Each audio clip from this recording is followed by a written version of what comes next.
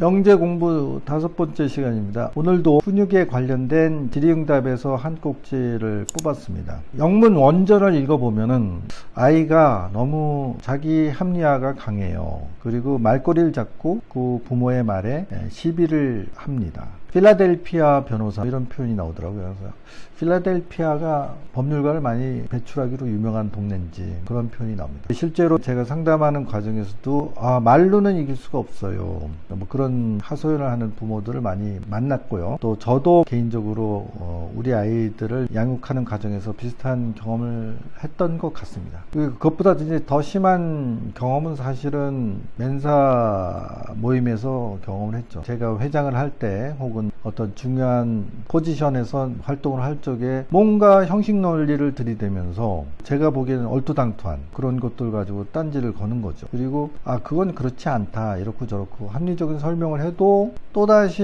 형식 논리를 만들어서 반대하고 내 얘기가 옳지 않다, 아니면 당신 말이라고 항상 옳은 법이 어디 있느냐, 이런 식의 매우 집요하고 그리고 상당히 소모적인, 별로 도움이 되지 않는, 자기 자신을 위해서나 모임을 위해서나 아니면 저한테 더 말할 바가 없이 시간을 낭비시키는 끝없는 논쟁을 즐기려 하는 그런 태도들이 나타날 수 있습니다. 어떻게 대처해야 될까요? 그래서 제가 어떤 표현을 쓰냐면 역대 정권들이 북한 정권과 협상하는 과정이 비슷해요. 뭐 그렇게 표현합니다. 자기네 나름대로 논리는 있을지 모르지만 이게 내 입장에서는 받아들일 수도 없고 그렇다고 해서 강압적으로 해결할 수도 없는 그런 아주 난처한 입장. 되게 고집이 세고 집요하고 말장난이 심한 이런 상황들을 겪게 됩니다. 첫째 원칙은 화를 내면 안 됩니다. 그리고 어느 정도는 아이의 말도 안 되는 논리지만 얘기할 수 있는 기회를 주는 게 맞습니다. 그리고 아이가 사실은 그거를 자기가 틀렸다는 걸 모르는 것이 아닙니다. 일종의 도전이죠. 그런 이제 형식 논리를 가지고 얼토당토한 얘기를 했을 때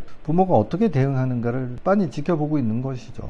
자, 어떻게 대응해야 될까요? 화를 내면 안 됩니다. 그렇다고 해서 그 말이 안 되는 논리를 수용해서도 안 됩니다. 시간을 가지고 얘기를 나누는 건 맞지만 또 한도 끝도 없이 그 얘기를 듣고만 있을 수도 없는 일이죠. 하지만 그것에 대해서 논리로 설득하려는 노력은 점점 늪에 빠지는 결과가 될 수 있죠. 그래서 다른 경우와 마찬가지로 길게 얘기해서는 안 되고요. 짧게 얘기하고 분명히 선언을 해야죠. 너는 그렇게 얘기를 하지만 너 나름대로의 논리를 가지고 있지만 나도 수용할 수 없다. 차단을 해야 되는 것이죠.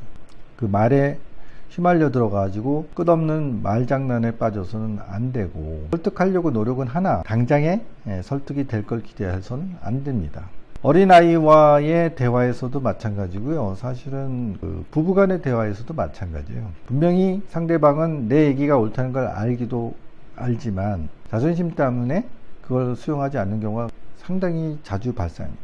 그러면 분명한 메시지를 전달을 하고 상대방은 그걸 수용하지 못한다는 짐짓 연출을 한다 하더라도 내가 그걸 말로 설득해서 맞아요, 당신의 말이 맞고 내가 틀리다는 것을 인정받기를 원하지 않아야 됩니다. 그리고 미루어 짐작해야 됩니다. 분명히 메시지가 전달이 됐고 본인도 이것이 잘못됐는 걸 안다면 그 사람한테 시간을 주는 게 맞습니다.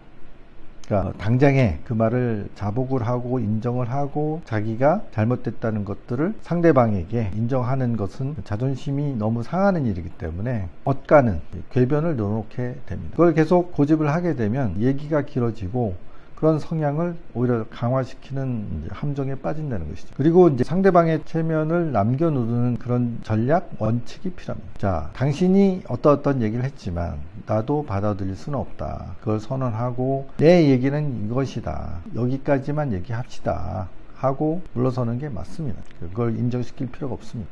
그러면 시간이 지나고 나면 언제 그렇냐는 듯이 그것은 기정사실화 시키고 다음 단계로 넘어갈 수 있는 기회가 열립니다. 그래서 너무 형식 논리로 말장난치는 것에 화를 내거나 말려 들어가서 끝없는 논쟁에 에너지와 시간을 소모시킬 필요는 없다는 것이죠. 자기 자신의 논리를 얘기할 수 있는 기회를 주고 얘기하는 과정에서 스스로의 모순을 느낄 수밖에 없는 상황을 만들고 그런 것을 나도 받아들일 수 없다는 것들을 선포하고 논쟁을 그치는 게 맞습니다.